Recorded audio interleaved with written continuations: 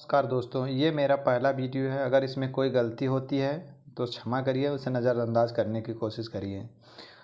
Enforcement department ED ने केजरीवाल को अभी गिरफ्तार कर लिया भाई। ईडी वाले ने केजरीवाल को गिरफ्तार कर लिए हैं। ये बताइए, अगर इलेक्ट्रल बॉन्ड के थ्रू इतने बड़े चंदे में जो लिप्त है वो क्या सरकारी गवाह बन सकता है? ये अरविंद केजरीवाल के खिलाफ गवाही में जो शामिल है वो खुद इतने बड़े चंदा में घोटाले में लिप्त है। उसके ऊपर पहले ईडी कार्रवाई करे, फिर अरविंद केजरीवाल को तो बाद में देखा जाएगा। अगर अरविंद केजरीवाल को ख़त्म करने की मोदी सरकार की इतनी बड़ी नीति है कि भाई उनके जितने भी मंत्री हैं, नेता हैं, संजय सिंह, मनीष सिसोदिया और खुद और एक दो उनके जो भी अच्छे नेता हैं उनके ऊपर कार्रवाई करके आज वो खुद जेल में हैं। और ये अभी तक इतना भी नहीं सहन हुआ कि अरविंद केजरीवाल को भी गिरफ्तार कर लिए ये लोग। अरविंद केजरीवाल को गिरफ्तारी के बवाल में अब तो भाई बवाल तो होगा। अरविंद केजरीवाल को गिरफ्तार किए हैं भाई, हल्के के नेता तो है नहीं अरविंद केजरीवाल। क्या बीजेपी यह बताएगी कि अरविंद केजरीवाल का क्या दोष है कि भाई अरविंद केजरीवाल सीधे सीधे आरोप लगाते हैं कि भाई हमके ईडी और सीबीआई दे दो तो बीजेपी के आधे नेता जेल में ना हो तो मैं बताना। और ईडी को इस पर सवाल इतने बड़े खड़े हो रहे हैं कि ईडी जिस पर ऊपर कार्रवाई कर रही थी या की थी, उन्होंने इलेक्ट्रल बॉन्ड के थ्रू बीजेपी को चंदा दे दिया, उनके ऊपर जांच बंद हो गई, उन्हें अलग से धंधा भी मिल गया। ये आरोप लगा रहे हैं ईडी के ऊपर। ईडी को हथियार के थ्रू कौन यूज कर रहा है ये तो साफ जाहिर हो रहा है। और हमारे नेता विपक्ष राहुल गांधी ये तो सीधा वसूली भाई का नाम दे दिए हैं कि भाई जो चंदा निकाल, नहीं तो ईडी और सीबीआई भेजेंगे। ऐसा हो रहा है हमारे देश में। हमारे देश में ये क्या बताएं, संविधान को तोड़ मरोड़ने की कोशिश कर रहे हैं। और सीधा सीधा ये भी समझ में आ रहा है कि ईडी और सीबीआई के जरिए लोग सरकार गिरा दे रहे हैं, कहीं नेता को खरीद ले रहे हैं, सीधा सीधा कहीं पार्टी तोड़ दे रहे हैं। समझ में नहीं आ रहा है। अभी महाराष्ट्र में यही हुआ और कुछ दिनों पहले मध्य प्रदेश में यही हुआ था। अब देखा यह जा रहा है कि भाई अभी ईडी और सीबीआई के जरिए तो बड़े बड़े कांड किए जा रहे हैं। पता नहीं क्या क्या ऐसा मामला था कि झारखंड में जांच करते दौरान हेमंत सोरेन को भी गिरफ्तार कर लिए। अभी वो भी जेल में हैं भाई। उनके ऊपर पता नहीं कितनी धाराएं लगाए हैं ईडी और डिपार्टमेंट में। हम बताएं, हेमंत विश्व शर्मा जो हैं ईडी के दायरे में थे, बीजेपी में शामिल हो गए। उनके ऊपर क्या जांच हुई आज तक अभी तक पता नहीं क्या हुआ। देश में ये चल क्या रहा है हमें समझ में नहीं आ रहा है भाई। विपक्ष को ख़त्म करने की इतनी बड़ी साजिश और विपक्ष इतना पसंद नहीं है मोदी जी को हमें समझ नहीं आ रहा है कि भाई ऐसा क्यों कर रहे हो आप।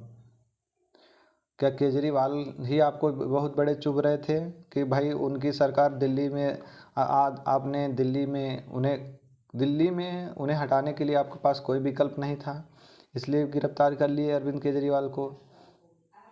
क्या अरविंद केजरीवाल को ये चुनाव से पहले उन्हें गिरफ्तार करना सही था भाई? अब तो इसका रिएक्शन बहुत बड़ा होने वाला है, क्योंकि 23 मार्च को सारे विपक्ष दिल्ली में प्रदर्शन करने वाले हैं मिलके।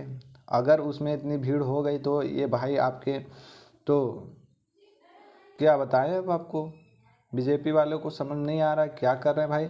मत्ती मारी गई है कि सीधा सीधा जिसे नेता को गिरफ्तार करे हो आप, जिसके ऊपर आरोप लगाए रहो।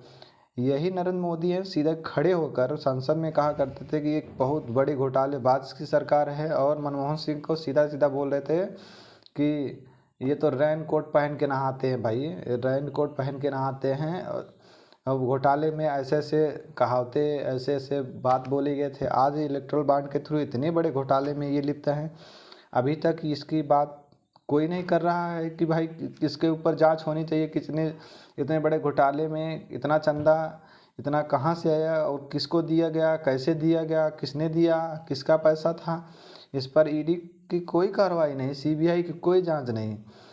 लेकिन जांच तो इस पर है कि भाई जो नेता हमारे खिलाफ बोले पहले उसे पकड़ के मारो और फिर उसे जेल में बंद करो, देखा जाएगा।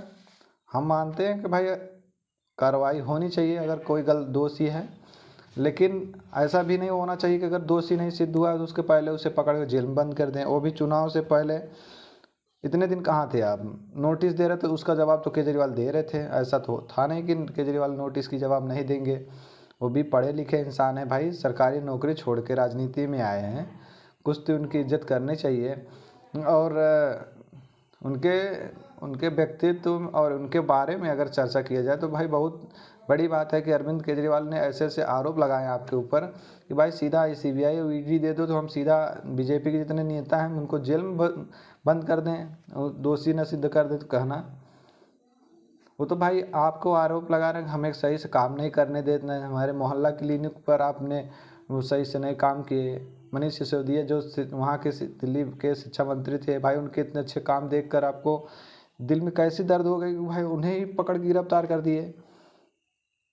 क्या बात बताएंगे आपको कि भाई ऐसे शिक्षा मंत्री और ऐसे मंत्री बनाए जाने चाहिए थे आपके डिपार्टमेंट में। भाई आप किसी को बनाते आपके जैसे, भाई आपके एक मंत्री हैं नितिन गडकरी, भाई उनकी तारीफ तो करनी चाहिए भाई। वो तो कहते हैं खुलेआम कि भाई जो हमसे रोड मांगने आया या जिस सड़क परिवहन मंत्री बने हैं, जो भी उनसे काम इस चीज़ का कहा गया है वो सीधा उसे कहते हैं भाई रोड पानी बिजली हम सबको देंगे, कनेक्टिविटी बेहतर बनाएंगे, उनकी भी तारीफ होनी चाहिए। देश आपको बारे में ये सब देख रहा है, इसका इंसाफ देश ज़रूर करेगा।